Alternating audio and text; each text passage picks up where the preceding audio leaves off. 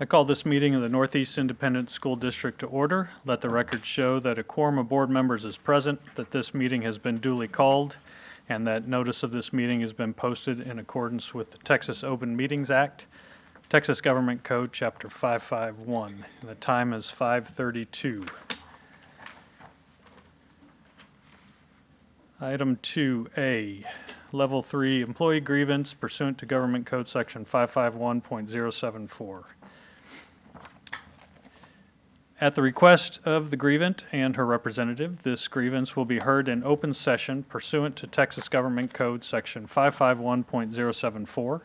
This grievance is being conducted under Board Policy DGBA Local. This is a stop, look, and listen presentation. The board will listen impartially to a presentation by the grievant. Only those documents considered and issues raised at prior levels will be considered by the board at this meeting. Ms. Catherine Brindell, did I pronounce that correctly? Thank you. And her representative, Mr. Tom Cummins, will have 10 minutes to address the board. The representative for the administration will then have 10 minutes to address the board. Board members only will have the opportunity to ask questions of Ms. Brindell, Mr. Cummins, and of staff members.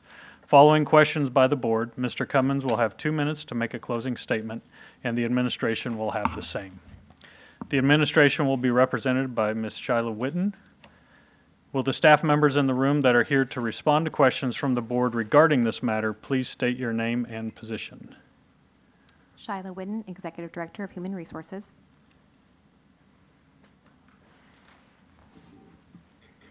David Gracia, Senior Director of Risk Management, Benefits, and Health Services.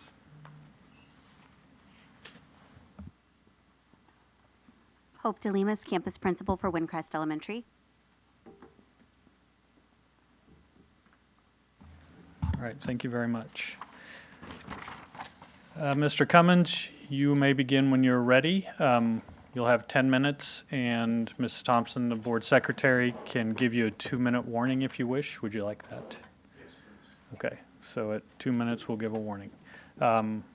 So whenever you're ready to go, you are free to begin. All good. Thank you. Mr. Myers, members of the board, thank you for providing us the opportunity to be heard regarding Ms. Catherine Brindell's grievance following her being assaulted in September of 2023. You were provided a 246-page booklet to wade through. To get a true picture of what occurred, I hope you have read the transcript from the Level 3 hearing. This grievance is about the district administration violating state law and school board policy that states, quote, an employee of the school district was physically assaulted during the performance of the employee's regular duties is entitled to the number of days of leave necessary to recuperate from all physical injuries sustained as a result of the assault, unquote, for up to 2 years. Ms. Brindell was a second grade teacher at Windcrest with 14 years of experience. A student in her classroom was extremely out of control on a daily basis. Ms. Brindell could have removed the student from the classroom, utilizing a state law, but chose to keep him as she felt she was the best teacher to work with. In September of 2023, the student assaulted Ms. Brindell, saying, I'm going to F you up, as he wielded a large book, smashed it against Ms. Brindell's head in the temple, ear, and jaw area. This is the most dangerous part of the head that is subjected to trauma. A hit in the temple can cause death. A hit in the ear can cause hearing and balance problems. She was also punched in the abdomen and the left arm. Ms. Brindell was treated for her wounds from the attack that very day. Ms. Brindell was determined to continue teaching and return to the classroom the next day. She made every effort to continue teaching, but after 2 weeks of trying to teach with pain, she realized she could not continue and requested assault leave, as per state law and district policy, to try to recover from her injuries. She requested assault leave for the following impairments: concussion, tinnitus, which is a ringing in the left ear where she was hit, severe headaches with pain radiating down her neck and spine from the area where she was hit, problems with equilibrium. She was hit on the ear, which affected her balance. Chronic dizziness, again associated with the hit on the ear and a lingering effect of a concussion. Jaw pops and slides from the area where she was hit, accompanied by painful spasms, which have required her to be on a soft food diet to this day. Acute sensitivity to bright lights causing headaches. Acute sensitivity to loud noises causing pain. Other long-term effects from the concussion. Ms. Brendel is required to take numerous medications as a result of the assault.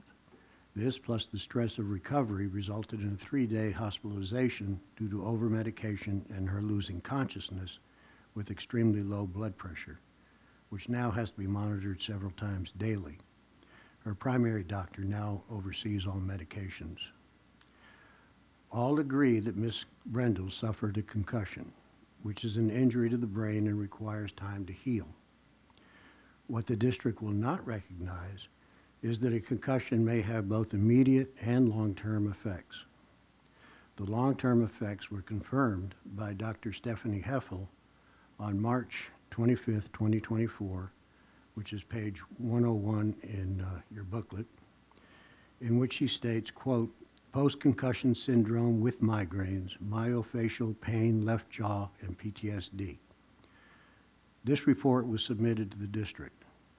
Some of the long-term effects Ms. Brendel suffers from and are typically caused by the concussion are difficulty concentrating, disturbed sleep patterns, depression and anxiety, irritability, light and noise sensitivity, and she has an inability to drive because of the great amount of medication she's required to take.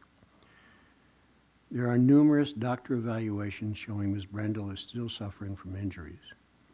I would like to review the August 16th Texas Workers' Compensation Work Status Report, in which Dr. Rafeth Karashi, who was neither the district's doctor nor Ms. Brendel's, states his evaluation of the effects of the assault.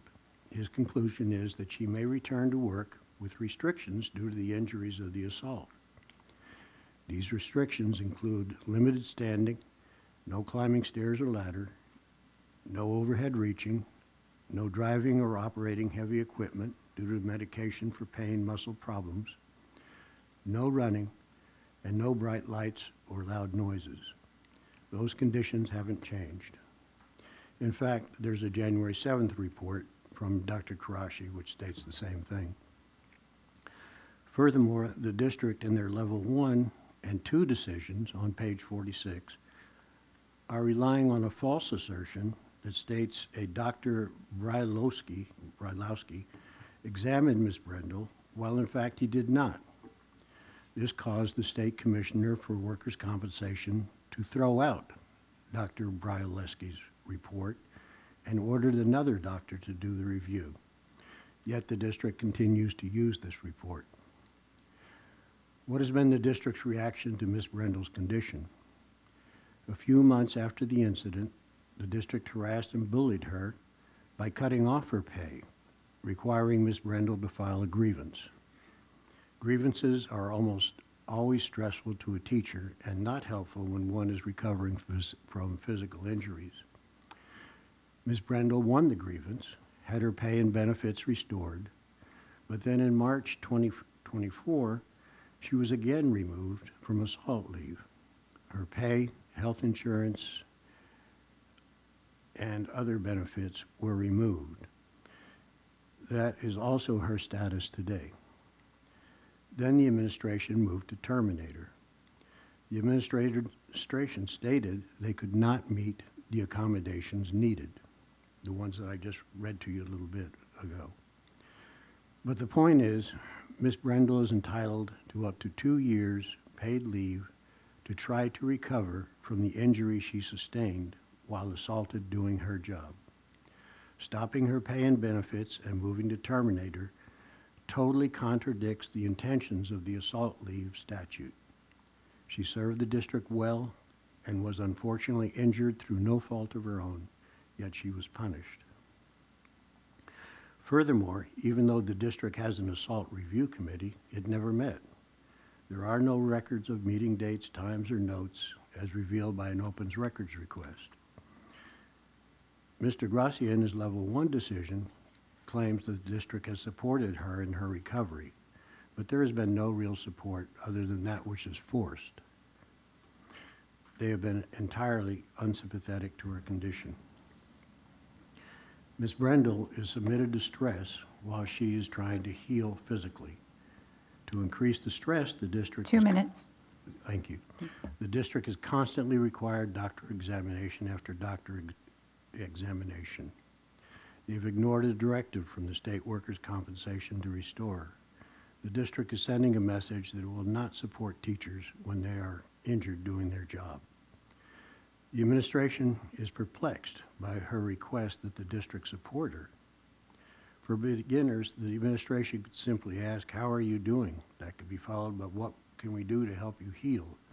One would think that would be automatic, basic, caring human questions, but they haven't been there. Can Ms. Brendel return to work? The answer is no. The simplest reason, as you can see in the doctor restrictions on the reports. The concussion caused sensitivity to light, which causes headaches, and sensitivity to noise, which causes pain. The district says they have no position for an employee who has sensitivity to light and noise. So she should be allowed to remain on assault leave as she tries to recover. That is the whole point of the law. Consequently, Ms. Brendel requests, 1, a retroactive return to assault leave, effective from March 18th. Restored pay and benefits for all days that assault leave was denied. Support from the district during her time of recovery. Reinstatement of health insurance and any other benefits to which she would have been entitled, and that all harassment and bullying would stop. Most importantly, Ms. Brendel wishes to return to teaching and has wanted district to support and assist her in returning. Instead, she has been harassed and bullied week after week. We ask that this stop immediately so she may concentrate on healing without the stress the district has imposed. Please vote to support her healing by placing her back on assault leave with full pay and benefits retroactively. Thank you. Thank you, Mr. Cummins. Thank you, Ms. Brendel. So now the administration will now have 10 minutes to present. Ms. Whitten, would you like a 2-minute warning? Yes, please. Okay, you may begin when you're ready, and Ms. Thompson will give you the 2-minute warning. Thank you. Good evening, Mr. President and members of the board. We acknowledge that this is a difficult situation for Mrs. Brendel, and we understand the importance of supporting employees during challenging times. However, based on the available medical documentation and the standards set by law, we assert that the denial of the reinstatement of assault leave was appropriate. In our decision-making process, we were mindful of the compliance with applicable law and district policies as they are interpreted and applied to all employees. Mrs. Brendel alleges that the district has denied her right to qualify for assault leave beyond March 17, 2024, based on Texas Education Code Section 22.003B and Board Policy DEC Legal. I want to emphasize that the language in the statute has made clear that the assault must be a physical assault and the injuries must be physical. The term recuperate is not defined in Texas Education Code. However, in Harper versus Northeast Independent School District, the commissioner has held that in determining the statute's meaning, the first resort is to the plain and common meaning of the words, Supreme Court case Powell versus Stover. According to Merriam-Webster's Collegiate Dictionary 10th edition, page 978, recuperate means to get back, regain, to regain a former state or condition, to recover health or strength. Hence, the phrase means the number of days of leave necessary to recover health or strength from all physical injury sustained as a result of the assault. Additional days would be needed if the job could not be done because of the injury, returning to work would worsen an injury, or if additional days would facilitate the healing process. Furthermore, the language in statute states that on investigation of the claim, the district may change the assault leave status. The district does not dispute that on September 8, 2023, Mrs. Brindle was physically assaulted by one of her second grade special education students with a soft cover textbook that measured 1.5 inches thick, weighing approximately 3 pounds, and the student punched Mrs. Brindle in the left upper extremity and abdomen with a closed fist while she was performing her work duties. On the date of the incident, Mrs. Brindle was out a half day and seen by Dr. Salvato at the Texas Med Clinic. Dr. Salvato diagnosed Mrs. Brindle with a contusion of the head, contusion of the stomach, and contusion of the forearm. And based on her assessment, Dr. Salvato released Mrs. Brindle to return to work effective September 9, 2023, with no restrictions. During a follow-up appointment on September 22, 2023, Dr. Salvato released Mrs. Brindle to return to work with the following restrictions: no loud noises, no bright lights, no reading. The district was unable to accommodate these restrictions in Mrs. Brindle's role as a classroom teacher or in any other position in the same professional capacity.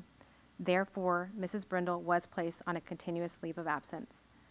As a result of the continued treatment and the same restrictions being identified, Mrs. Brindle requested and was granted assault leave for 6 months for the period September 22, 2023 through March 17, 2024. So there is no dispute that at least some leave was required to allow Mrs. Brindle to recuperate. But the fact that Mrs. Brindle was physically assaulted, was physically injured, and required leave to recuperate from her injuries does not conclude our analysis. In David Smith versus Dallas Independent School District, the commissioner established there must be a continuing need for leave to not only qualify for assault leave, but also to continue to receive assault leave. So if the injury suffered by the employee does not result in any necessity for leave, and then even if the assault causing bodily injury occurred, the employee would not qualify for assault leave. The Texas Education Code authorizes school districts to investigate assault leave without limiting what materials we consider. Medical reports analyzing the injuries at issue are relevant to an assault leave investigation. While workers' compensation medical reports do not govern assault leave determination, they are relevant to evaluating assault injuries and employees' recuperation from them, and our consideration of them does not violate Texas Education Code 22.003b. Additionally, Board Policy DBB Local states that the superintendent or designee may require an employee to undergo a medical examination if information received from the employee's supervisor, or other resources indicates the employee has a physical or mental impairment that interferes with the employee's ability to perform essential job functions. The decision to seek an independent medical examination, or IME, is the district working in good faith to consider and address the assault leave claim due to conflicting doctor's reports, which the applicable statutory provision permits the district to investigate. A key factor in the denial of the reinstatement of Mrs. Brindle's assault leave effective March 18, 2024, is that multiple doctors have independently determined that Mrs. Brindle has reached maximum medical improvement, otherwise known as MMI, with respect to the physical injuries caused by the assault. The concept of MMI is critical because it signifies that the employee has recovered to the fullest extent possible from the physical injuries and is either able to return to work or is at the point where further assault leave is not necessary. Specifically in this case, 5 doctors, including a forensic psychiatrist and an orthopedic doctor, those doctors being Dr. Salvato, Dr. Brylowski, Dr. Arambula, Dr. Bells, and Dr. Atchison, have issued reports stating that in their opinion, Mrs. Brindle reached MMI on or before March 17, 2024 for the injury sustained in the assault on September 8th. Their reports clearly state that there is no additional physical conditions or injuries that would require further recovery time or additional leave. Texas Education Code 22.003b states that assault leave is specifically for recovery from physical injuries. As the reports provided show, these doctors who assessed Mrs. Brindle's physical injuries each indicated the injuries she sustained extended only to include stomach contusion, head contusion, and left forearm contusion, and these types of contusions generally resolve within days. Assault leave can be terminated if the employee is determined to be ready to return to work based on medical or other relevant documentation.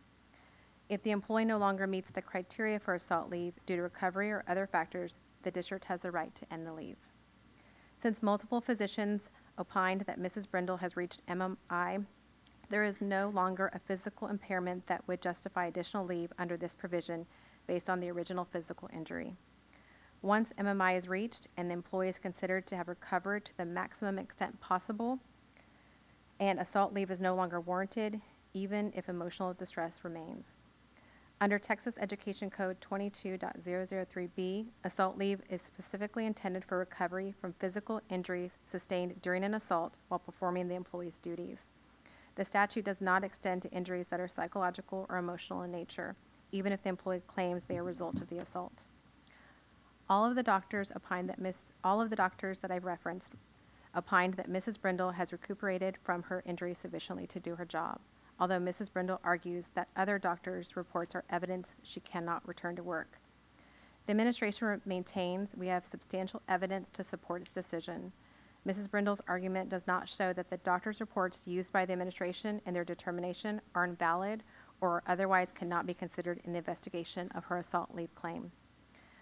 Although the reinstatement of assault leave was denied, the district fully supported Mrs. Brindle return to work and considered any reasonable accommodation that Mrs. Brindle needed for a smooth transition back. Unfortunately, the district was unable to accommodate her restrictions of no loud noises or no bright lights, as this would not be a reasonable accommodation for any employee in any position or role in the district. In conclusion, the administration followed both the provisions of the Texas Education Code 22.003B and district policy in the decision-making process and carefully reviewed the medical documentation submitted to ensure that all information was thoroughly evaluated. The district has substantial evidence to determine that Mrs. Brindle's injuries that required more time to recuperate were not physical injuries based on the student's assault. The documentation from multiple doctors clearly states that Mrs. Brindle has reached MMI, meaning that the physical injuries sustained during the assault have been addressed as fully as possible through medical treatment. We have ensured compliance with all applicable laws and are committed to supporting employees who have a need to be out due to an injury. For these reasons, the administration requests the board uphold the grievance decisions at prior levels. Thank you. Thank you, Ms. Whitten. So now, board members will be allowed time to ask questions of both parties. And just a reminder that we are to ask questions and not necessarily make statements. So if you have a statement, please try to form it in the phrase of a question to get whatever answer you're looking for. Do I have any trustees who would like to go first? Either that or I can just start at one end and move down the line. Okay. All right. Okay. Ms. Villarreal. Okay, hi, I appreciate you coming before us, but I have some serious, I was very confused as I read of course, I'm not a doctor, let me just put that, but I read a lot of conflicting reports, some that stated that you had in your past,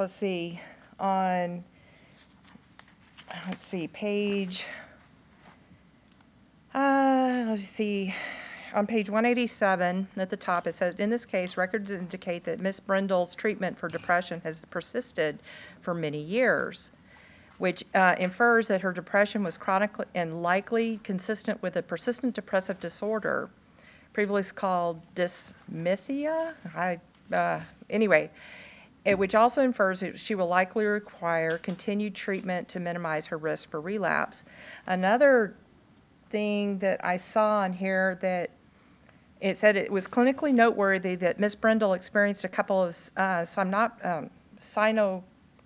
something or other episodes and may have very well hit her head on the floor or kitchen cabinets when she passed out.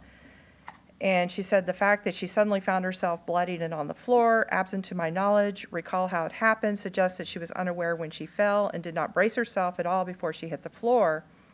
Then Ms. Brindle had been taking 2 medications, trazodone and prozicin, which carry pharmacologic inhibitory actions on alpha receptors of blood vessels to reduce blood pressure.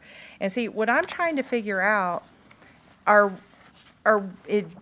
you alleging that this particular event caused high blood pressure and depressive symptoms? No. I'm trying to figure out exactly what's going on with this. I'll do some show and tell. This is all I took before the assault for anxiety and depression, control, in remission if you'll call. Since the assault, this is what I take. For PTSD, and the Prozosine you talk about is for night terrors. But what I'm trying to understand this, because apparently from what is indicated in your medical records, which there again, I'm not a doctor, and so I'm just flying blind here, that it seems to be an ongoing thing. And then I go over here to page, I go to page 141. It says, in reasonable probability, it's my opinion that bilateral hearing loss and tinnitus cannot be attributed to the single event. Bilateral hearing loss is likely, in medical probability, age-related. So what I'm concerned about, and also then we have on page 140, it is unclear whether or not this lady has a true migraine headache or of muscular tension headaches with a degree of facet antipathy and possible occipital neuralgia. She has bilateral temporal whatever abnormalities, and she struck the left side of her face, but the findings at the TMJ are bilateral. And see, this is what I'm trying to figure out, because it just doesn't make any sense to me that if you were struck, on which side were you struck? On your head? What, with the My book? left side. Your left side? Okay, what I'm trying to figure out is how it, you know, if you have, I could understand it if you had it on your left side, but then all of a sudden you have it bilaterally, and it just seems like The hearing loss is bilateral. The tinnitus is on my left ear. okay, but they're saying in here that it's, you know, it's probably age-related. If you can read the hearing report, the tinnitus is definitely in my left ear. I've had a family of mosquitoes living in my left ear from the time I got knocked upside the head with the book. Okay, And the ENT has recommended a device with a tinnitus masker that I have been denied to even try. And today, this morning actually, day 507, I finally had an MRI for my ear, my jaw, and my cervical spine.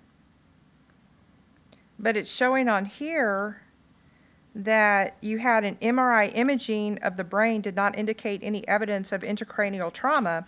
There was some nonspecific and perhaps age-related changes, but nothing in acute nature. That's on page 138. See, this is where I'm getting, it's like so many conflicting reports, and I'm trying to figure out what was, related. I dive under houses for a living. I'm 61 years old, okay? And I hit my head on stuff all the time. And, nothing to me, with all the conflicting reports and all the, I just don't even know where to go with this. I'm looking at this, and of course, you're asking a layperson to look at, medical records. I will tell you that Dr. R.M. Beulah and Dr. Bales and Dr. Atchison were selected and paid for by the district.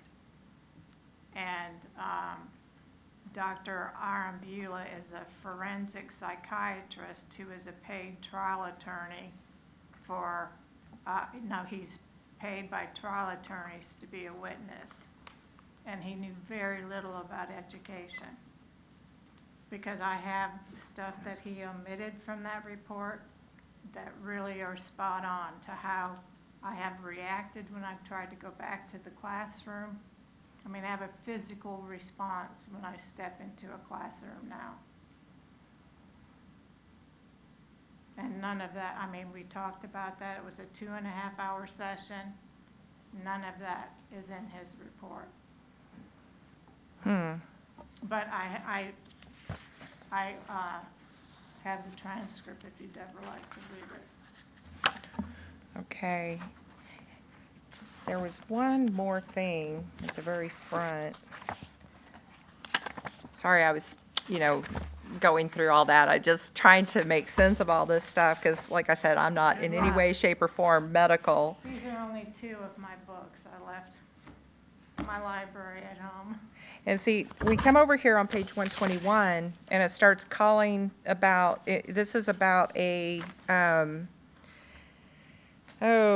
some kind of a reformatted images were performed for interpretation. Findings, no acute facial fracture was identified. The paranasal sinuses are clear. The bilateral globes are intact. And the retrotubular soft tissues are within normal limits. Metallic streaking artifact from dentures limits the evaluation of the surrounding soft tissue. And it says no acute facial fracture identified. Can somebody give me the definition of a concussion? This was from when I fell in June. Okay. They did that to make sure I didn't break my nose or had a concussion then.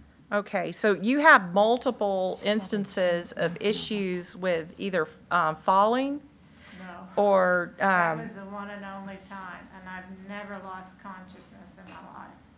okay. Diane, Miss Vianel, you fell in June of what year? This year. 24. Okay, so it was after. And it was from taking all this medication, my blood pressure would drop. So I was admitted to cardiology for 3 days and monitored. And the cardiologist said, this is malpractice with all this medication you're on. And he just went down and he said, I will not release you. I will release you to your quarterback. Your primary physician approves all medication. And cut it back, and we cut it back, and we cut it back. And I take the minimum of what I can take. Let me ask you a question. Are these medications, are they prescribed by various doctors or is it just Yes. one? No. See, have you taken your medications to your doctor and have, everything? See, but see, there's this whole workman's comp deal where you can only talk to your workman's comp doc. You can't talk to your primary. See, I'm just concerned, my husband was very ill for a very long time before he passed. And he had multiple different doctors giving multiple different drugs. Matter of fact, when he finally passed in September of 2017, I literally had 4 giant garbage bags worth of medications in my house that I had to take back to the pharmacy. So what I'm concerned about is some of these symptoms, and there again, I'm not a physician. I'm concerned that some of these symptoms may be that some of these, these pills that you're taking may be, clashing with each other. No, my doctor, my primary is making sure that doesn't happen now. And I was taking Topamax for the migraine and sumatriptan when it got really bad. But I can't take that anymore because my blood pressure just drops. So they're trying to figure out something else to take. Right. Oh. Yes, you're right, Tom. The primary doctor's working on that. Okay. Because she knows all the medications that I take. She's controlling all the medications, the primary doctor. And do you shop at one pharmacy or multiple? Yes. One pharmacy? Yeah, because then they can Right. flag interactions as well. Okay. All right, that's all I have. Okay, thank you, Ms. Villarreal. Thank you. Ms. Landry, you have some questions? I do, thank you, and I'm so sorry for what happened to you. It breaks my heart. Mine too. The children, so sad. In the transcript of the level 2 hearing, there was discussion about the workman's comp case still being active. Is that still active today? Correct. It is still active, okay. And You mentioned that you had an MRI done today. I had 2 MRIs done today and a CT. Okay, and that's all related, was that through the workman's comp Yeah. case the doctor approved through the case The for? Athens and NEISD for the last 6 or 7 months has been denying them. They've been denying everything since March, except for after I fell in the hospital, they approved physical therapy. But my doctor resubmits saying, no, you've got to do it. And so another independent doctor from the state looks at all of it and said, absolutely, there's too much unexplained weight loss, there's just too much, you've got to go ahead and do it. And then with this R.M. Beulah being a forensic psychiatrist and having no connection with workman's comp, no certification with workman's comp, and he was paid for by the district, that, give me a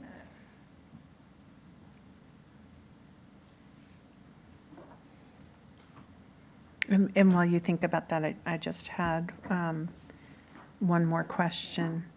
And maybe, Mr. Cummings, you can answer this.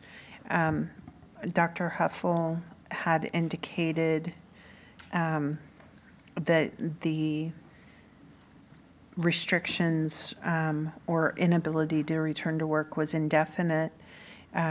Is there an expected time, or is there an effort to reach the ability to return, with her statement being that it's indefinite? It sounds to me like she's not expecting you to be capable of returning.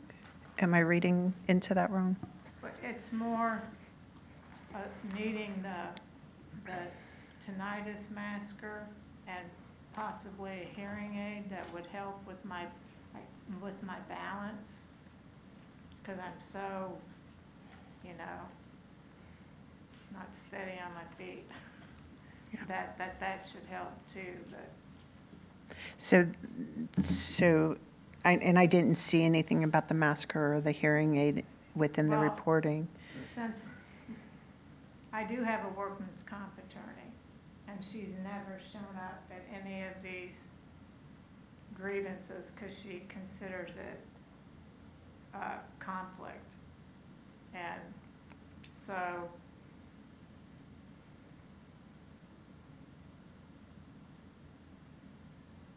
saying that's probably the end goal. And the next step is the final step, which is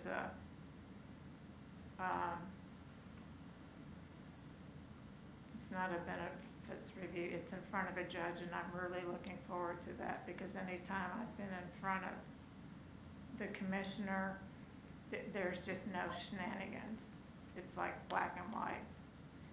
Okay, thank you so much. If I could just clarify on that, it's Ms. Brendel's intent to return to teaching. The indefinite is you can't predict the future, but it's her intent to return back to the classroom. Right, and my experience is generally if a physician expects recovery, they give you a timeline. So, and when she put in indefinitely, it made me question whether or not there is an expectation of being recovered sufficiently to return. There's a lot of physical damage, so I imagine it's hard to juggle them all. And I do have PTSD. I mean, when I tried to go back to Windcrest, when I tried to walk in the classroom, I have a physical response. And I noted in one of your reports that one of the physicians felt that being more involved and more in the classroom would help calm those nerves Yeah, I know. and get you back on. I can get there, but I need help to get there. Okay. You know, 9/11, you prepared yourself to keep your kids safe. And you put the sign out that said, we're on the playground. And you got them all in and you hit them and you know, felt like you could keep them safe. But now, that kind of danger's coming into your classroom. I mean, he ran up on me, knocked me in the head, and my job is to de-escalate. Calm him down, de-escalate, and get the other kids safely out of harm's way. We share a bathroom, go to Miss Wolf's room. And I kept thinking the next couple weeks, I'm like, what is wrong with me? I jumped, and I thought, I'm afraid to be in my own classroom.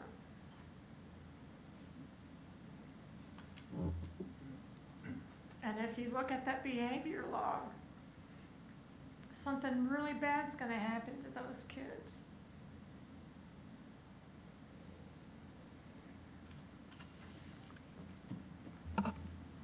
Ms. Landry, any other questions?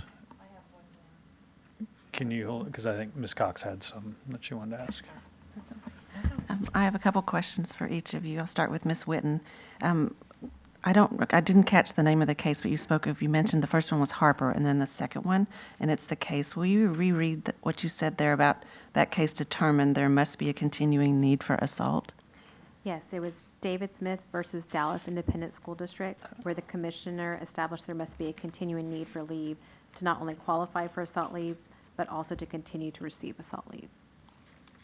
Okay, thank you. My second question is there typically an assault review committee meeting? Are those usually held? And if so, why was not one not held?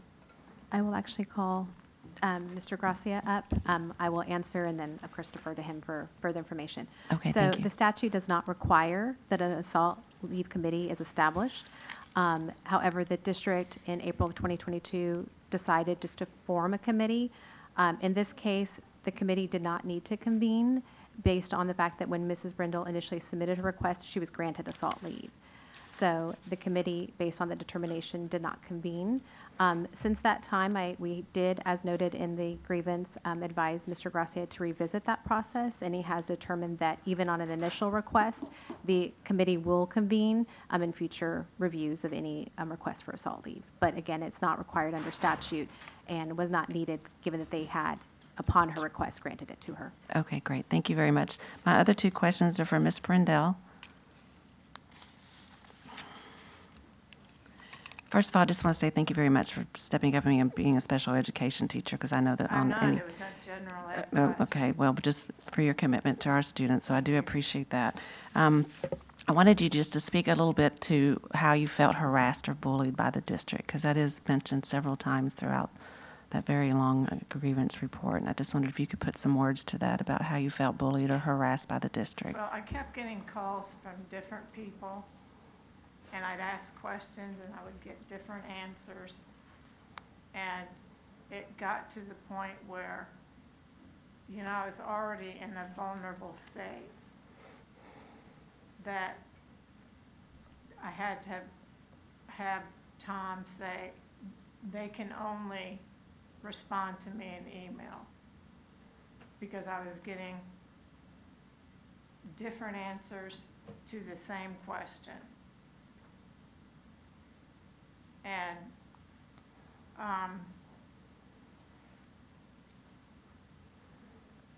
it just seemed there was no sense of urgency to help me.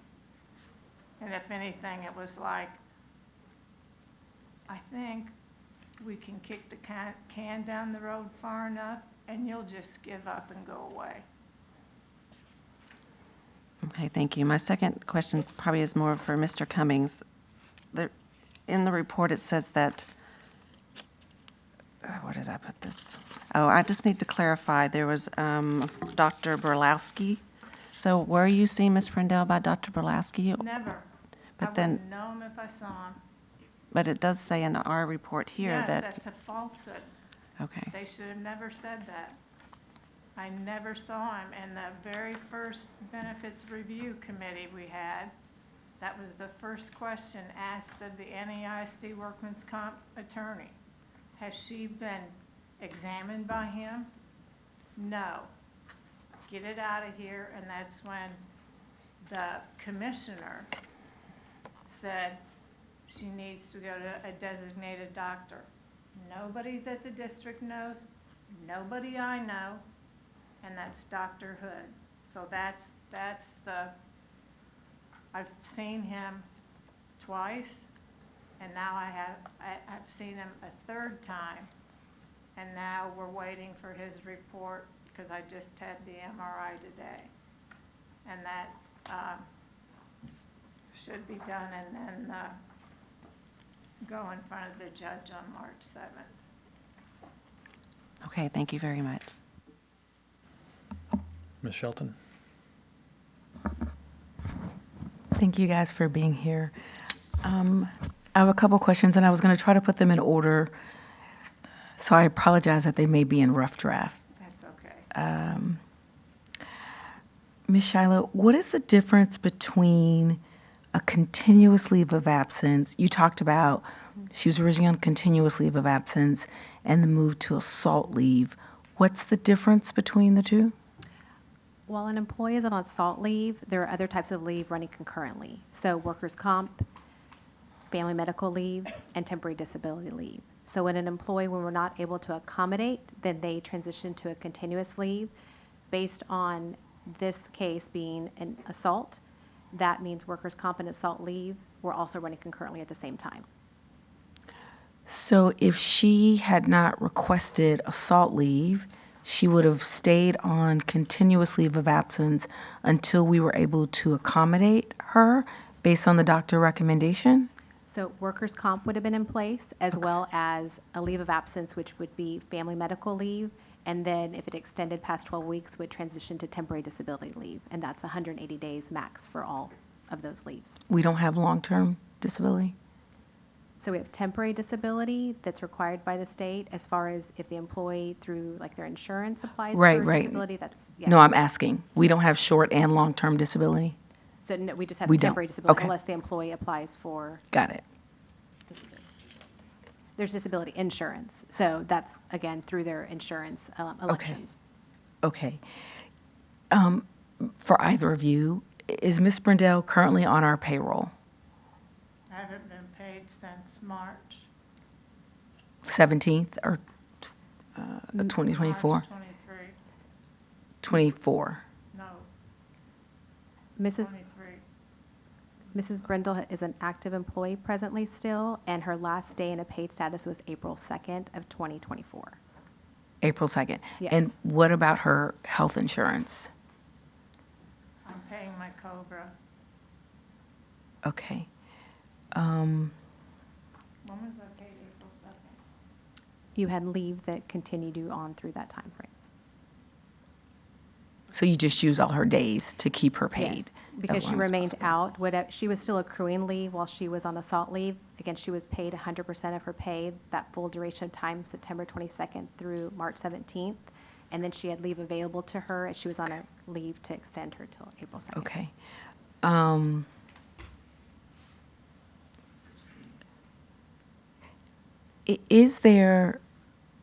Are we saying that there is no job in the district that can accommodate her based on her injuries?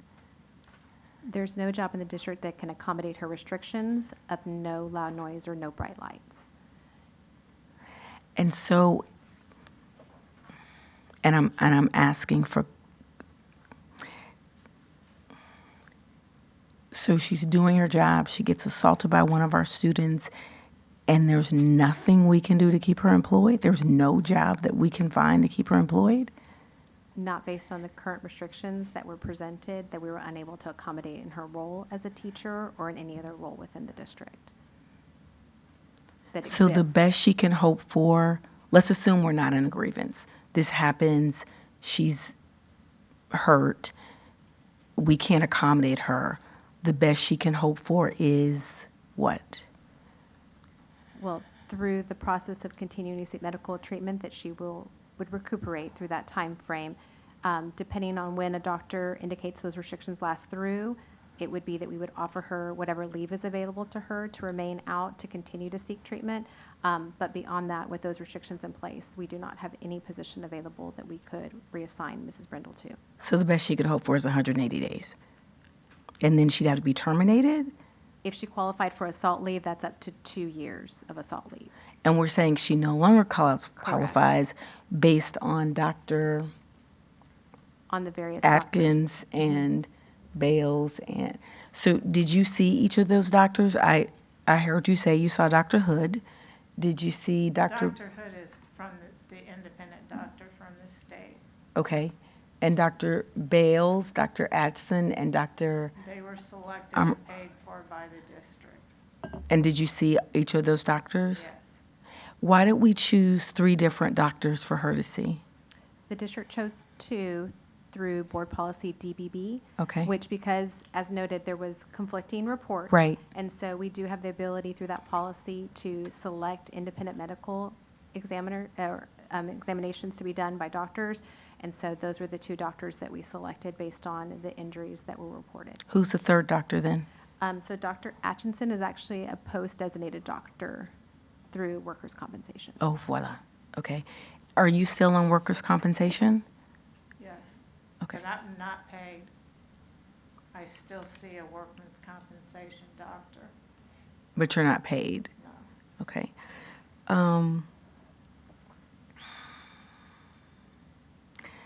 Do we have,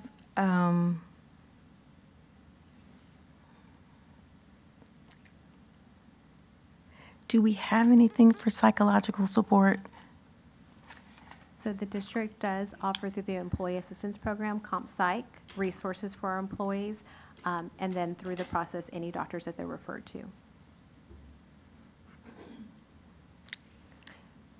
I was initially approved for,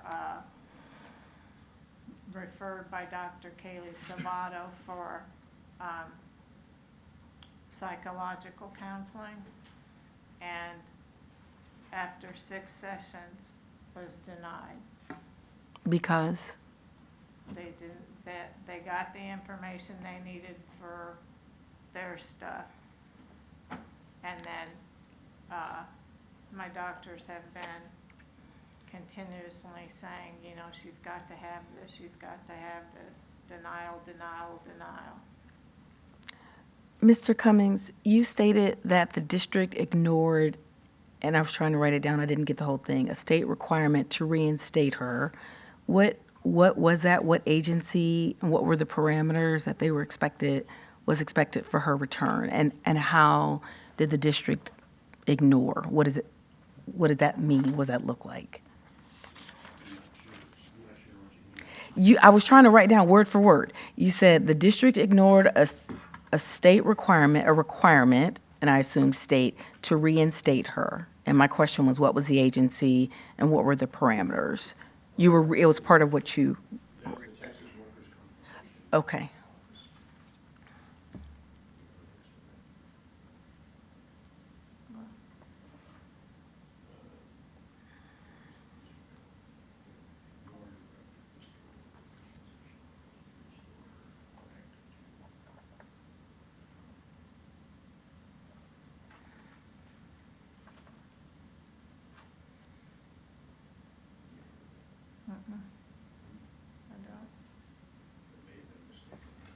Okay, that's okay. I reserve the right to find it. Okay, no problem. No problem. Do you see yourself back in the classroom? I really hope so, because that's work that feeds my soul. And I'm very good at what I do, and y'all should want me back there too. So, what's keeping you from going back to the classroom? I cannot walk into a classroom without having a panic attack right now. I went in to clean out my classroom. And my daughter had to keep the door open because I had to go outside and throw up. And I know that'll get better, So but I need the help. what does help look like? Help looks like, I mean, there's so much you can do for PTSD, but you can't do it by yourself.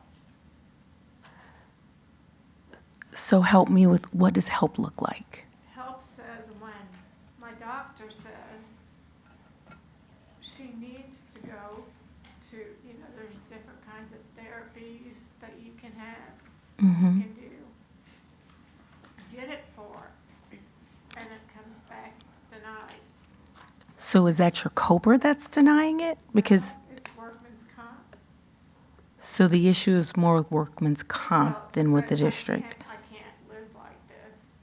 And I can't be in a soft food diet for the rest of my life.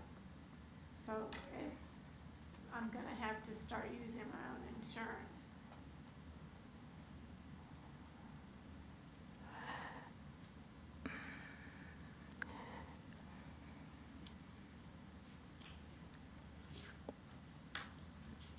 If you know anything about me, you know that I'm struggling right now. And I'm really looking for you to give me some really great insight into how we help you. Because I'm hearing, and I'm very, you see, I'm not looking at Mr. Byer, because this is not a question. But I'm hearing two different things. And I so, do have, early on, when I was doing all the workman's comp stuff, and my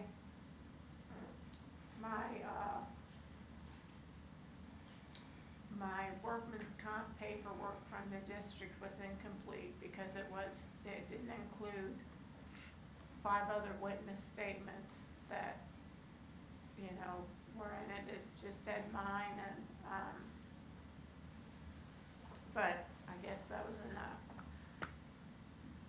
So I, with my counselor, filled out a victims of crime thing, and they did their own independent investigation on their own. And just with the NEISD police report and my statement, they identified me as a victim of crime. yeah. And it's obvious, right, by what we read. What I want to just understand before we go back into the back is what you need and how we help you get what you need so you can get back into the classroom and educate, if that's what you want. If being in the classroom with our students, educating them is what you want, how do we help you get there? And how do we help you get there? And if what you need is therapy, you've told us that you have COBRA and insurance, is it a matter of Ms. Shyla giving us resources to know No, where those That's gonna clinics? require me to pay for it. Okay, Sure. Yeah, I forget who, somebody had mentioned the bullying, that I've mentioned that several times, and that is a big problem. The first thing is, there has been no feeling by Ms. Brendel that the district cares, period. There is no caring. There is no how can we help you. The second thing is, right after she asked for assault leave, she had it for a very short time, and then all of a sudden, her pay and health benefits were cut. Just out of the blue. There was no counseling to go into it. If that was literally, if it was really legitimate, there should have been a counseling period. This is our concern, blah, blah, blah, here's what we can do, and here's what we can't do. It was just, no, you're off. And then there has been no rest in terms of the fight back and forth. Go see this doctor, go see that doctor, go see a psychiatrist, go see this one again, and we don't like this report. Dr. Karashi has been totally consistent throughout the whole thing. and you can see his several reports. There's been denial that these are physical injuries. A concussion is a physical injury. When a football player goes into the concussion tent, he's not going in to see a psychiatrist. He's going in to see a doctor, physical doctor. Do you currently have a concussion? Do you still have a concussion, Ms. Brenda? And a concussion can be intermittent is the key. Yes. Now, I have boys, I mean, and a girl. We're all athletes at Reagan, and two of them got knocked in the head. And immediately there was concussion protocol. Why don't we have that in school? Ms. Shiloh, what is our protocol for assault leave? Are we looking every 3 months? How often does the person have to check in with a doctor's note? Why is it that after 6 months, is it every 6 weeks they're checking in? Is it they have to see a doctor? What's that protocol like? That's going to be based on the doctor. So the doctor, upon seeing her, will determine when the next visit will be, Okay. and then make referrals to any other doctor that they would advise that she needs to also see. Is it our policy and our tradition that we would, when someone is out, that we're calling them and asking what they need? Or is it our protocol that when someone's out, we leave them alone because they're out? While someone's out, we try to respect the time that they need to recover and recuperate, so there is not, unless needed, contact that is made. In the times that contact is made, it might be, in this case, to provide additional information or clarification. Okay. Ms. Merdone, I'll leave it at this question so my colleagues can ask their questions. Tell me, what is it that you want? What is it that you want from us, and how does that get you back into the classroom? Well, I want a basic standard of care to heal. And that requires getting the services I need from workman's comp, instead of being denied and denied and denied. And I think at this March 7th, there's no more shenanigans. You can't throw in anything else, because this commissioner is spot on. And he'll just call it all out. Do we control her workman's comp? No, that's a separate process that she is appealing. So that is something that she is going through that process and avenue for at this present time. So that's not something that we can do? Through this grievance, we are strictly looking at the assault leave and her qualifying for that beyond the date of March 17, 2024.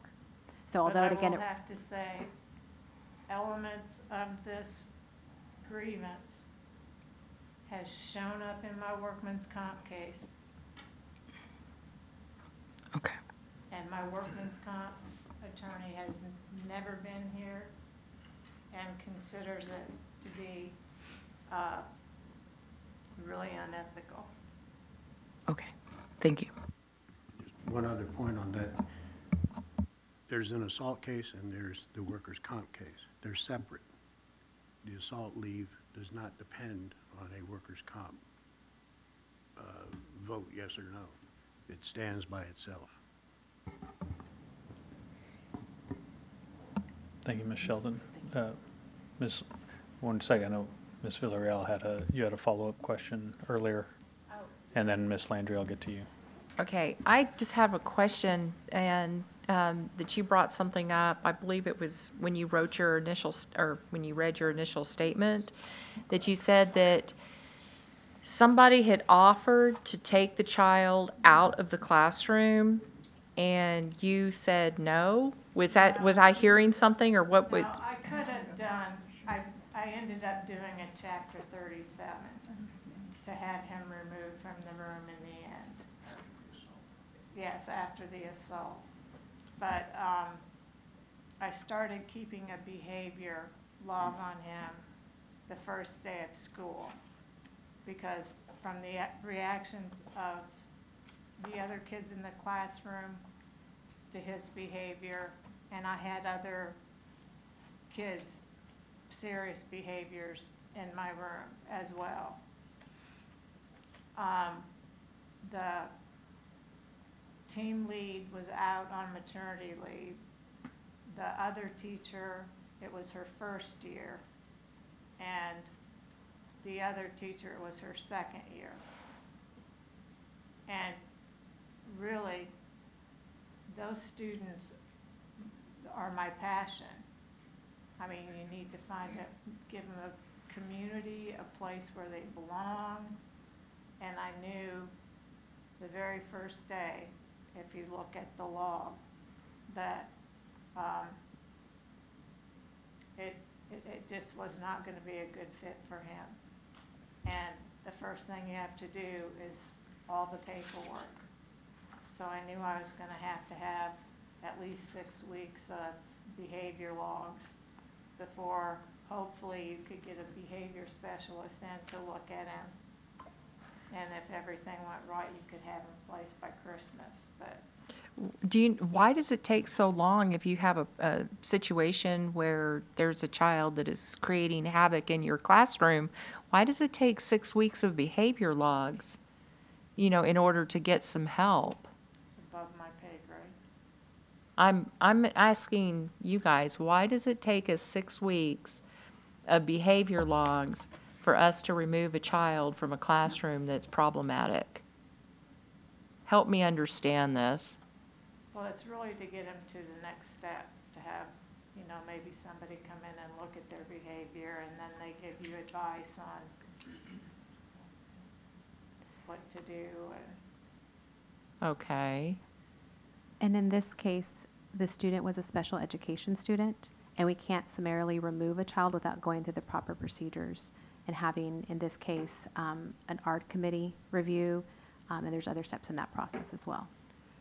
If we have a child, I'm just trying to understand the process because I've never been a teacher. I've never experienced this.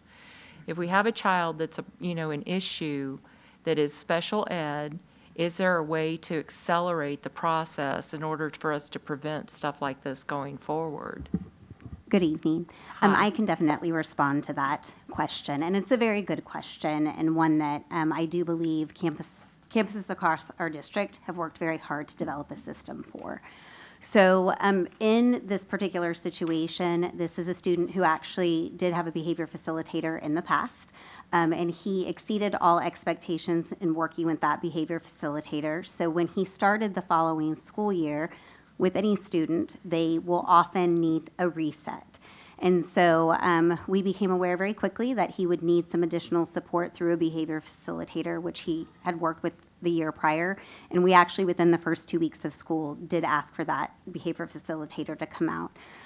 There are times that 6 weeks of documentation may be necessary, but it is very dependent on the child. And so to say a blanket statement of, oh, we need 6 weeks of documentation, that's not always accurate. There are different systems in place, on campuses that allow for us to really determine what the child's needs are and what those supports look like.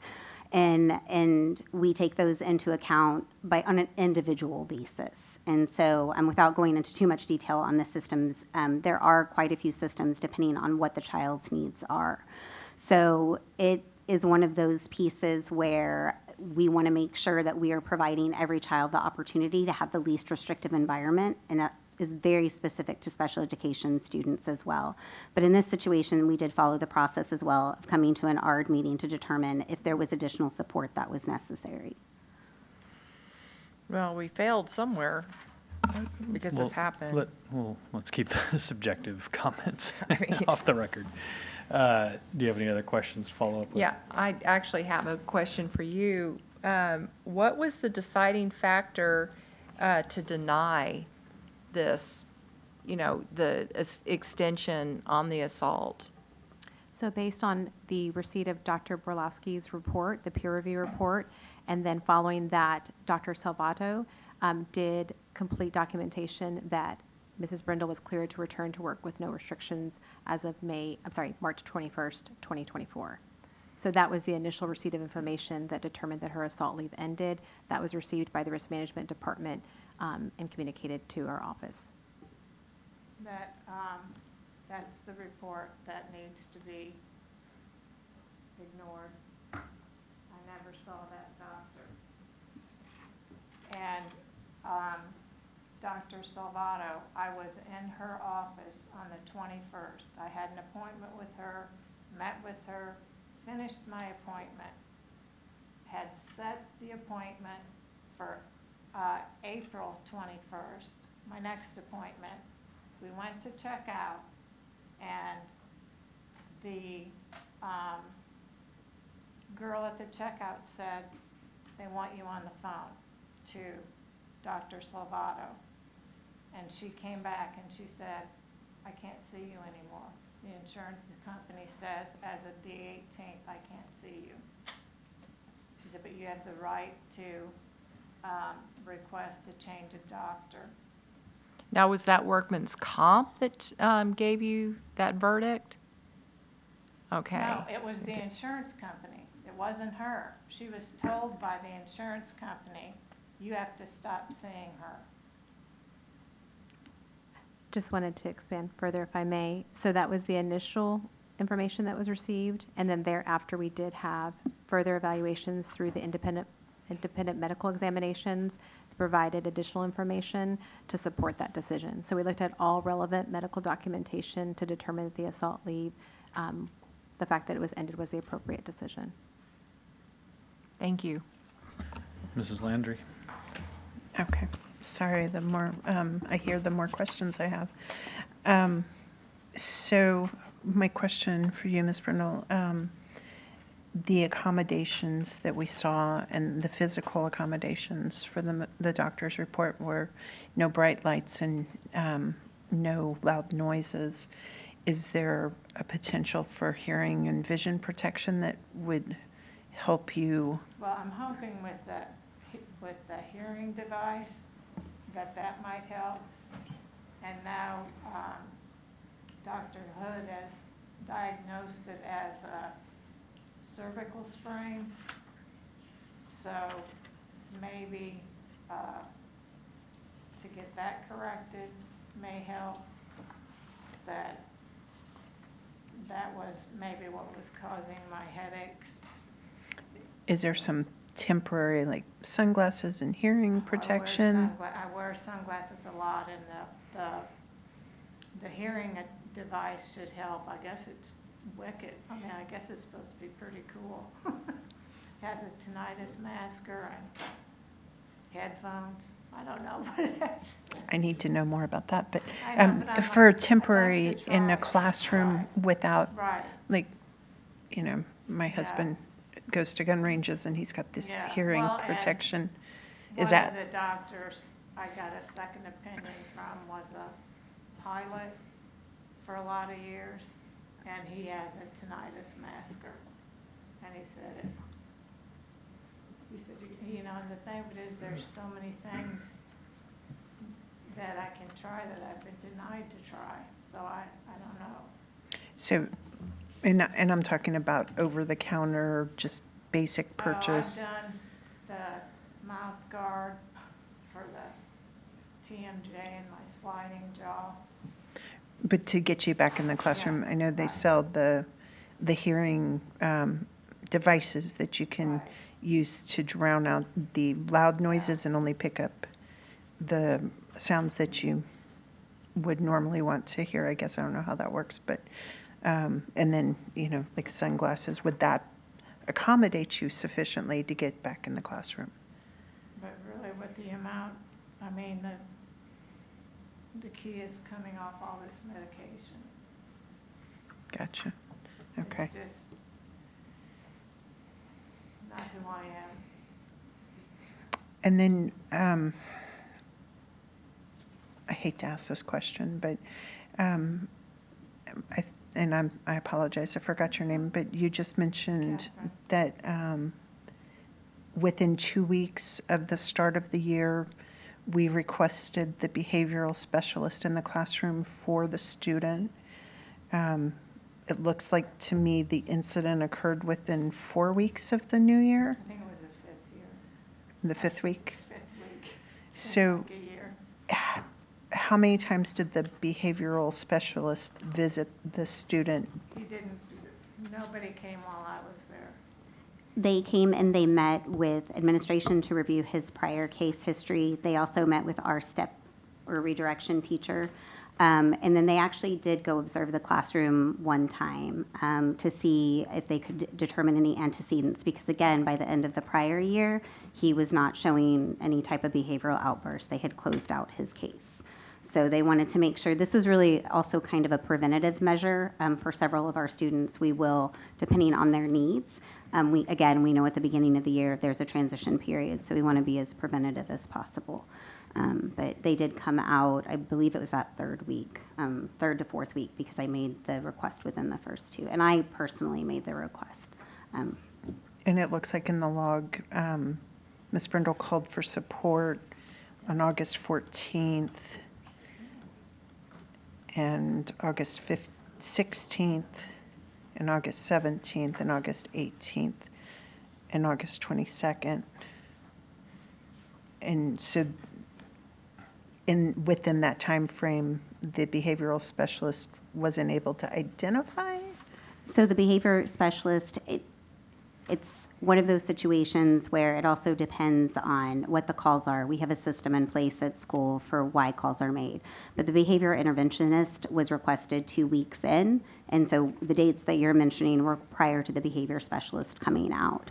But we do have a system on our campus that allows for support to go into the classroom, and if necessary, the student has, depending on the student, they have available environments that they can go into for cool down or those types of situations. And so we just,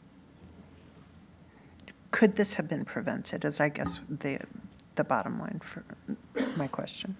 I think that we do everything in our power. When you ask if things can be prevented, we put everything in place. And for me to sit here and say that a situation can be prevented 100% of the time, I don't know how to respond to that. But what I can say is that we do have systems in place, and this student right now is very, very successful in a general education classroom.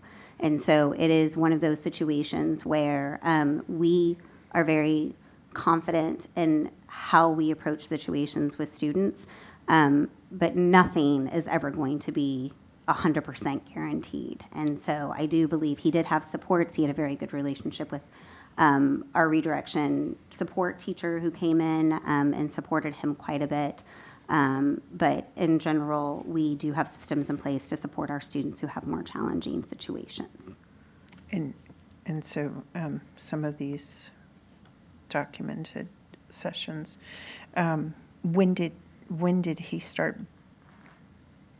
Well, and I know this is more than a year ago, so the last 2 years he's been very successful in a general education classroom? So this happened September 8th, I believe, and in a time frame, we came to ARD and we determined that we would, based on several things, including working with the behavior facilitator, that we would add additional support. And so through that, he has integrated, he's kind of gone back and forth, and I don't want to go into too much detail. Right. But there were things that were put in place for him that were very successful, where he's been able to be in a general education classroom. Some of those things were outside of our control as well. Okay. Thank you. And then my last question, Ms. Shyla, with the contacts to determine follow-up and information, are those logged whenever somebody reaches out to Ms. Brindle for more information or follow-up? Do we log those contacts? I can respond on behalf of the Human Resources Department. I know I keep a log in making those contacts, and I know the leave office, when they reached out, do keep a log of those. As far as like the workers' comp, folks reaching out, I don't know what logs they maintain, and I would have to inquire with Mr. Gracia if he kept a log of his contacts. Good evening. So our third-party administrator, Athens, has very meticulous records about when they make contact with the employee, Ms. Brindle in this case. From our office, we have generally very limited times when we would reach out to her directly. Most of those times it would be done through our third-party administrator. And do we know how how many efforts were made to reach out to Ms. Brindle for more information or direction or any, and it sounds like there's at least 3 different groups that would have to reach out, or 4 if you count workman's comp. So I know from the Human Resources Department, the first time that I contacted Mrs. Brindle was based on an inquiry that she made to a number of parties. So that was an attempt to respond to that. And then after, there were 2 other instances where I was part of a conversation with her, but she also had requested that communication all go through electronic means. So at some point, that was the only method of communication that we had with her. Okay, so prior to electronic communication, there were 3 phone calls made from your office. At least 3 from me, and I know at least 1. I know that me and members of my staff, the Director of Risk Management, the Assistant Director of Workers' Comp, attempted to contact Ms. Brindle and spoke with her over the phone after receiving information from Athens saying that she had many questions about the process. So we reached out to her trying to offer ourselves to answer any questions that she might have about the process.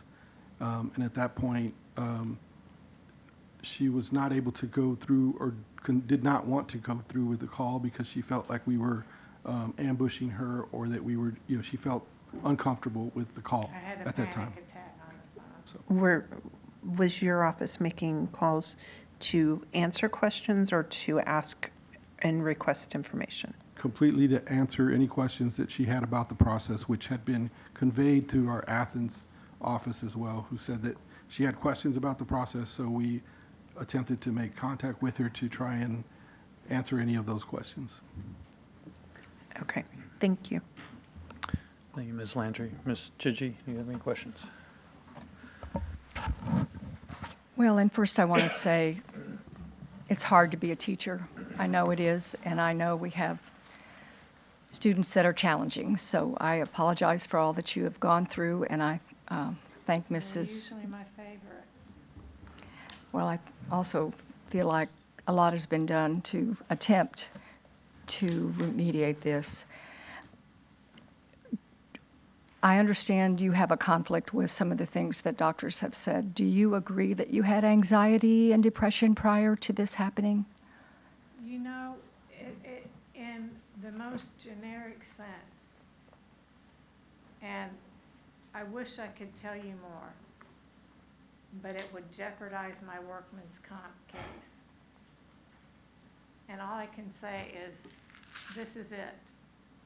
This is all I took.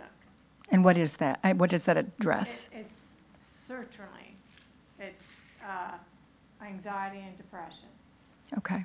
So It's that was like a prior to. maintenance stove. Okay. That's it. And now I have stuff for night terrors. I Yeah. have stuff, I mean, it's ridiculous. And do you think so many medications might contribute to some of that, or not at all? No, I don't. Okay. Because I've tried not taking the Prozocin, and I have horrible night terrors. And just makes me angry more than anything. Okay, thank you. So I want to go back to the classroom a little bit. You're a special ed classroom or a general ed? General ed. General ed. So there were general ed students in the room. I'm kind of would like a feel for the classroom. How many students were in the I class? had about 22 students, and, at different levels, academically, behavior, well, autistic, whatever. I had probably 10 or 11 kids that were special needs. In the class of 22? Right. Okay, and so then there were support staff in the room? There were support staff that would come in to like co-teach. But when this episode happened? No. No, okay. And then I think I understand that this student is progressing, doing well? Okay. So you're, and I think once a teacher, always a teacher. You love those kids and you want to be there. And I understand that and I respect that. The bright lights, I mean, I can understand how that's going to be very hard to accommodate. How do you live daily? Do you grocery shop? Do you, how are you able to work with that? Classes, well, I don't drive. I mean, You don't drive? I Uber everywhere Okay, that was the question I had. unless my family can drive me. I have groceries delivered, or one of the kids or my husband picks it up, or Okay, that definitely was a question I had. And I don't know that this is a question or a statement, it needs to be a question, right? It feels like there's a perception between them doing their job by making these phone calls and your perception that it was harassment. And I think, Mrs. Winton, you would say many of those phone calls absolutely had to be made. You couldn't, is that correct? Yes, and because the process can be complicated and you're dealing with various contacts from different departments, the efforts were made also to provide some clarification, because electronic communication, I mean, there's a lot of detail, and so whenever someone is at a point in time being told that one type of leave is ending, another is changing and transitioning to a different, we wanted to provide some context to that and some explanation. So understandably, the news was, news that unfortunately Ms. Brindle was concerned hearing, but again, it was in every attempt to explain and support her and explain that to her. Okay. Okay, I'm good. Thank you, Ms. Chigi. Ms. Thompson, questions? Hi, thank you for being here.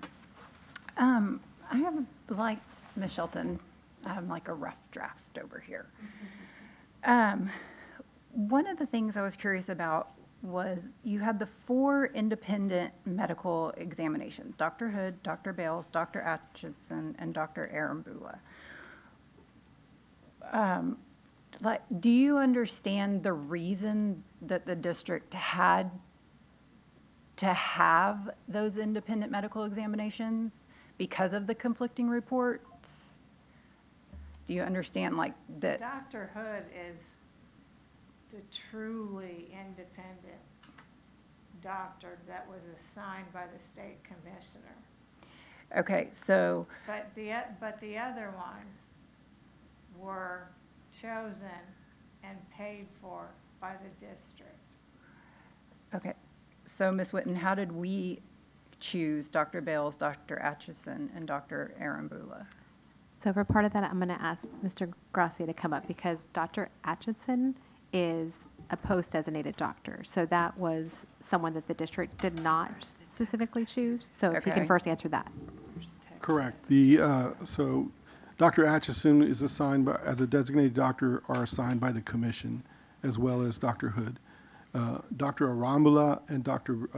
Bales were recommendations that we received through our workers' comp TPA that understood that. Now, Dr. Arambula is not affiliated with any kind of the Division of Workers' Compensation. He is a forensic psychiatrist, and there are not many of those that could be able to conduct those types of evaluations.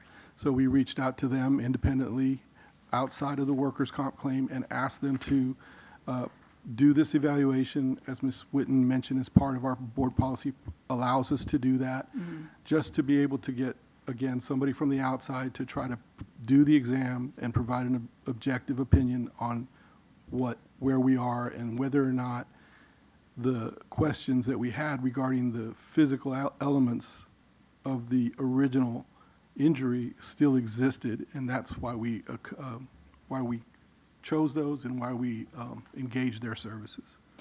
So, Ms. Brindell, why do you feel like Dr. Arambula is, I don't know if I'm saying that right, guys, I'm sorry. That's correct. Why do you feel like, I guess all 3 of these doctors were probably paid by the district. Why do you in particular feel like he, I read the report, but why do you feel like he was not qualified or? Well, he's a forensic psychiatrist, doesn't know much about education. In what regard? What do you mean? If he really wanted to know about a teacher or a student's behavior, I don't think I would have chosen a forensic psychiatrist who is a paid witness used by trial attorneys. Okay. And we sat for 2.5 hours and I recorded everything. Right. And what he chose to leave out is almost malpractice. Yes, I read your response. Out of, this is just a thought. I myself have been cussed at and had scissors thrown at me too. How did you know to file a Chapter 37? Because honestly, as a classroom teacher, I've never known Well, this. I taught it in SAISD, and sometimes the quickest way to remove a disruptive student is through a 37. I had a very experienced team and a very serious behavior problem. And we knew by the time we did all the paperwork to get him through, the year was going to be over and somebody was going to be hurt. So the teacher who had him did a Chapter 37, and then I got him. I took him 2 weeks, Chapter 37 to the teacher next door to me. She had him for 2 weeks. She did a Chapter 37 to the 4th teacher, and then they have to find a place for him. So the Chapter 37 was filed in that case to be a quicker response than going through the RTI process. Right. But because it was dire, he was really going to hurt somebody. Okay, so that was the first Chapter 37, and this is, And that's the only other one I've done. okay. This is the second one I've done. I don't take that lightly. And Dr. Arlenview had no concept of what a Chapter 37 was. Right, right. He's like, I'll- Oprah, you well- get a 37. Ask Human Resources, how often is it in our district that we have teachers filing Chapter 37s to remove students from classrooms? I'm unable to answer that question as those don't come through our department, so I'm not aware of the number that have been filed for the district. Okay, what department does that go through? Well, it's through the campuses, Okay. you know, that the employee files it, Okay, so directly with the campus principal when they submit it. My answer? I believe People Personnel Service would probably be the department that would collect that information, but I don't have an answer for you. okay. On that I just didn't know number. if that was something that is like common practice. Or I just can't, after 20 years, I've just never heard of it. On December 7th, you went to Texas Med Clinic. There was a visit to Texas Med Clinic. And I just noted in there that there was a caseworker who went with you to the visit. Whose recommendation was it that the caseworker went with you? And who was, you don't have to share a name, I guess, but where Letitia- was, I think Letitia was her name. The adjuster. the insurance adjuster from Blue Cross Blue Shield? Athens. Oh, from Athens, okay. Okay, yeah, I couldn't figure out Miss- why. Trustee Thompson, I guess, just to elaborate, the Athens, as they work these claims, they do have the ability to assign a nurse case manager to accompany employees, especially when the claims get very complicated, to try to help understand or explain or be the go-between to talk the employee through what's happening in those claims. So that would have been a nurse case manager assigned by the Athens third-party administrator for the district. Okay. Have you ever previously filed a workman's comp? No, never before? We talked about the assault leave review committee. and I know that you're not a fan of Dr. A's report. However, there were a lot of things in there that were noteworthy. One of the questions that I had was on page 183, that it was talking about, it was, let's see, the 6th paragraph on that page. It was during the discussion about the medical regimen, Ms. Brindell was taken aback that I had reviewed her medical pharmacy records, which were sent to me. She initially denied taking an antipsychotic medicine in the past, then amended the response that may have briefly explained it. So what was that medication for? Well, I guess I can tell you here because it's going to come. Maybe I shouldn't.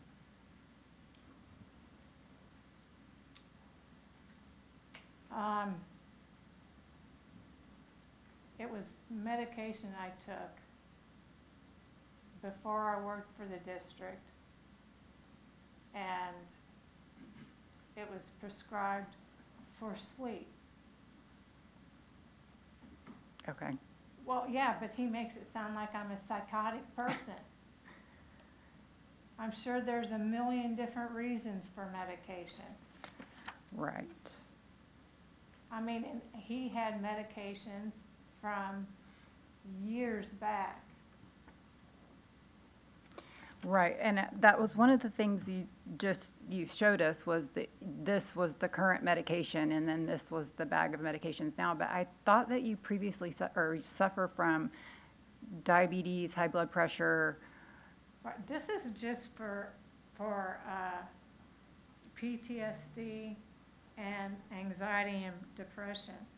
This isn't for diabetes. This isn't for. Yeah.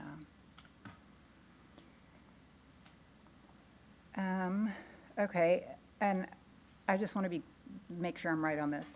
Did this student have an IEP or 504 prior to this or after this? Prior, okay.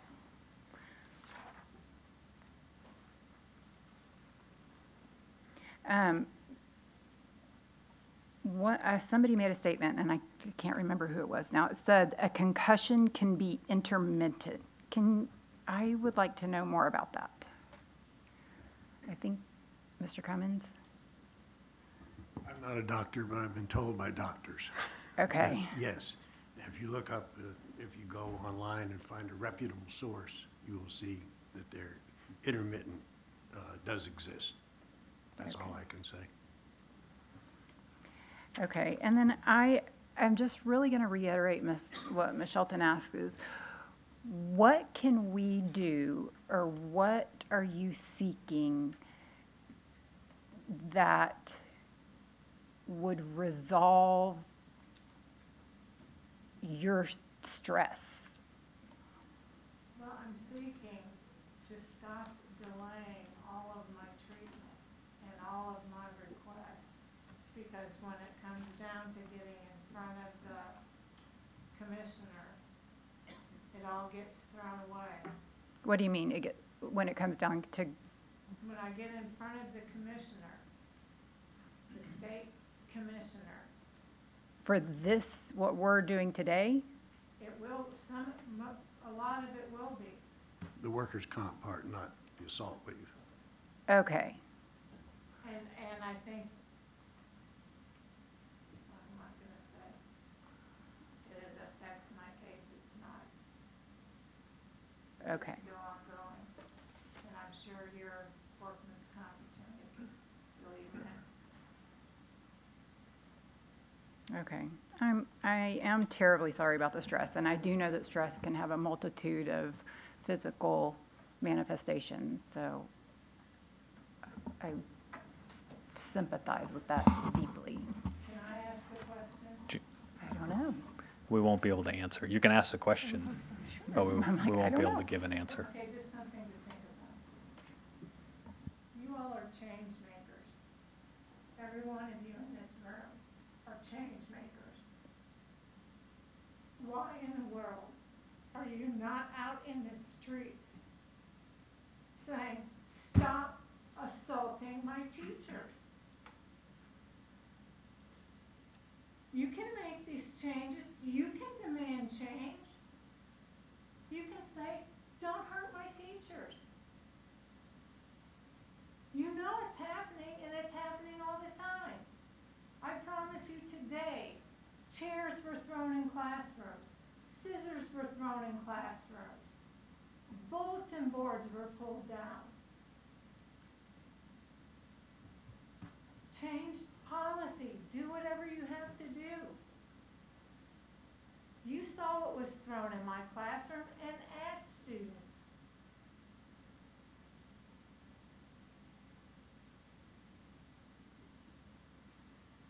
It's horrible. And we have all got to change it. We are all change makers. Instead of trying to, just keep, kicking it down the road. You irritate them enough and they'll go away, and then we'll resolve this case, and then we'll fire her. That's how it goes. And you really should be having a major buyback of teachers, because really good teachers have walked out the door. Ms. Thompson, do you have any other questions? Thank you. Anybody else have any questions? Ms. Shelton? 2 questions. One, how long have you been a teacher, Ms. Brindle? 14 years. 14 years. Okay. I've subbed for a long time too, but Okay. Ms. Wynn, if we were to give her retro assault leave pay, how much does that cost the district? I don't have the ability to calculate that off the top of my head because I'd have to look at her pay because it's based on her daily rate of pay. So I'm sorry, I don't have that figure. It's just doing the right thing. And if the retro, does that include insurance as well? Do you know? So while on assault Healthcare. leave, the employee still has their portion of the premiums they would have to pay. Okay. Okay, thank you. Any other questions from trustees? Mr. Chair, Yes. may I answer a question I didn't answer before? Was it the one from Ms. Cox? Yes, ma'am. Yes, sir. You got it. Excuse me. I'm looking at all these women. Apologize. Yeah, on page 62, what I was referring to is that there's a commission order relating to a second benefit review conference. And in that one, the following issue was unresolved. And we're talking about something that happened in September of 2023. And this is dated 5/14, May 14th of last year. And they're still talking about extent of injury. And that was because in the first review conference, things were ignored and not properly done. Now, I'm also not in the workers' comp section, so I may be a little bit vague on that. All right, But thanks. That's my statement. Thank you for the clarification. I just wanted to, I guess, go through and make sure we understand. So the 4 requests that were in the grievance, one was retroactive return to assault leave. And I guess my question is, you're talking about retroactive to the March, I guess, 17th, 18th, 2024, correct? Yes. Okay. And then pay for all the days assault leave was denied, and I assume, does that mean the same amount of days that takes us back to the March 18th? Yes. Okay. And then, this has been asked a couple times, but one of the requests was support from the district. And I guess I'm unclear as to what support we are asking for. Are we asking for financial support, resource report, or support? What is that support? Because that can be a lot of different things. Well, And it if- is a lot of different things, actually. It's showing that you actually do care, which has never been shown. Correct me if I'm wrong on that. It's a very cavalier attitude. We're going to cut your pay off, and we have to file a grievance to get it back. It's you've run out of days, or you've run out of, as Ms. Shelton was asking, the 180 days. After 6 months, no, you can't have any sort of leave. And we're cutting out of assault leave, we're cutting off your pay, and again, no more health benefits.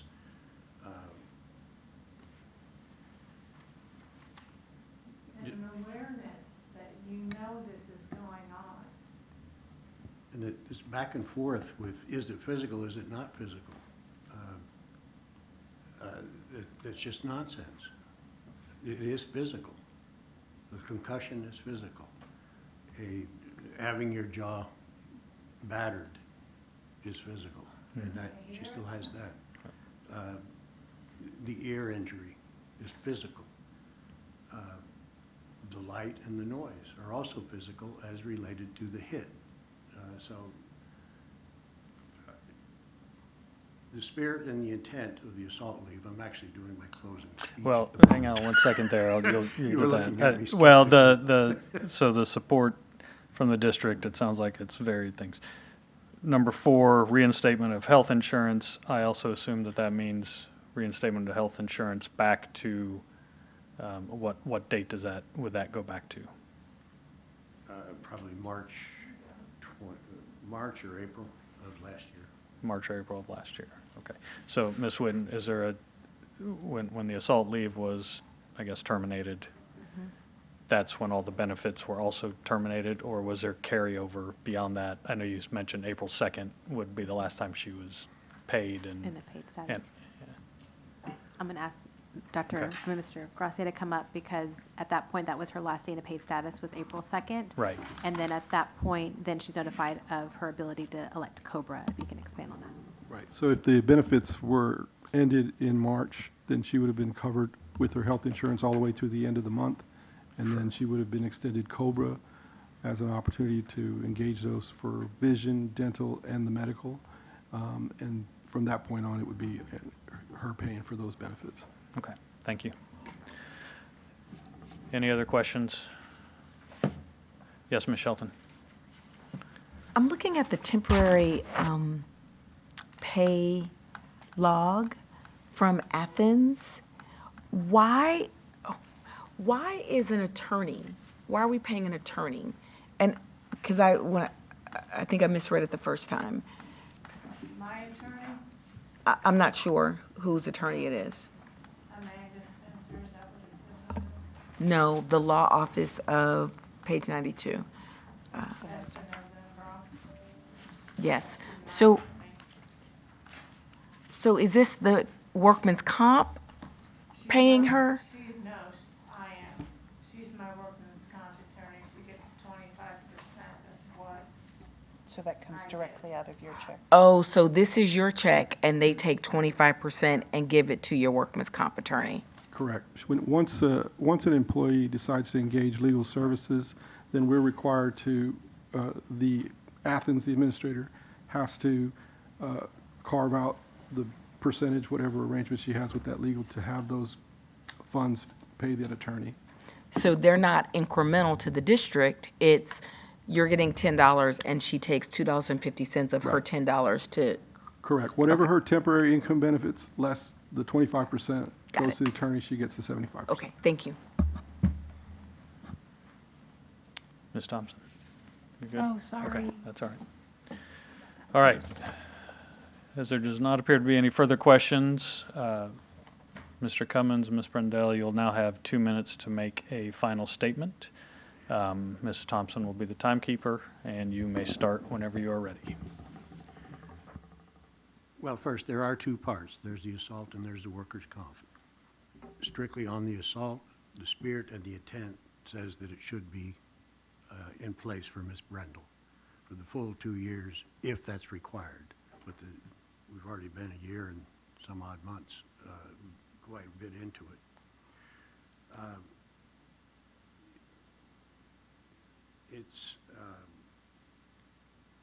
Ms. Brendel is not enjoying life after being slammed in the head by a student who ran at her with a book that was downplayed by using the word soft cover book. It may have had a soft cover, but the size of the book and with the force that it was hit, I mean, if I hit you with this, it's going to hurt. And and can cause damage, because again, as I said before, it was in the temple, ear, jaw area, and her ear was a mess.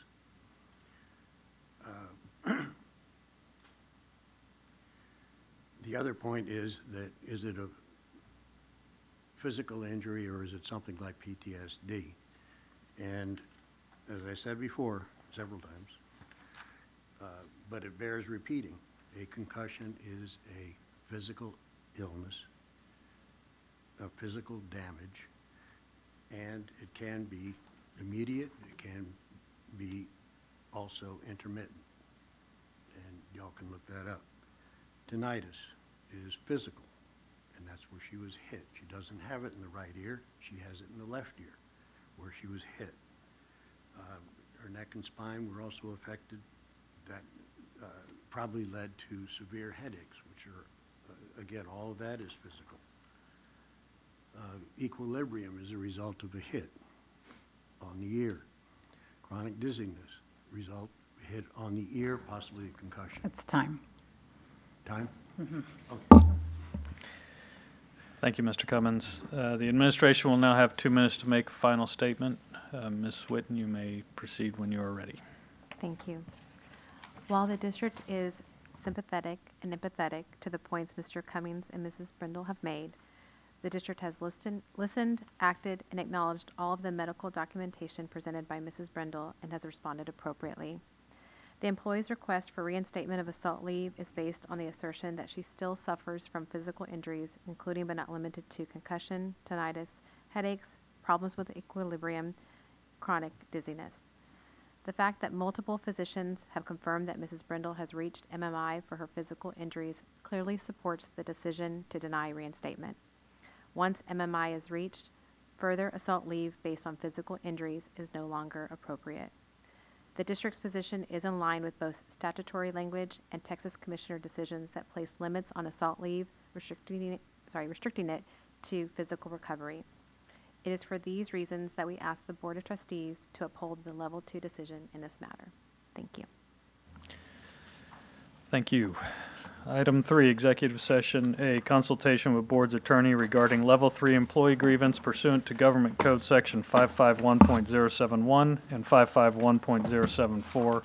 The board will now adjourn into executive session pursuant to Texas Government Code Section 551.071 for consultation with the board's attorney. The time of adjournment is 7:24 p.m.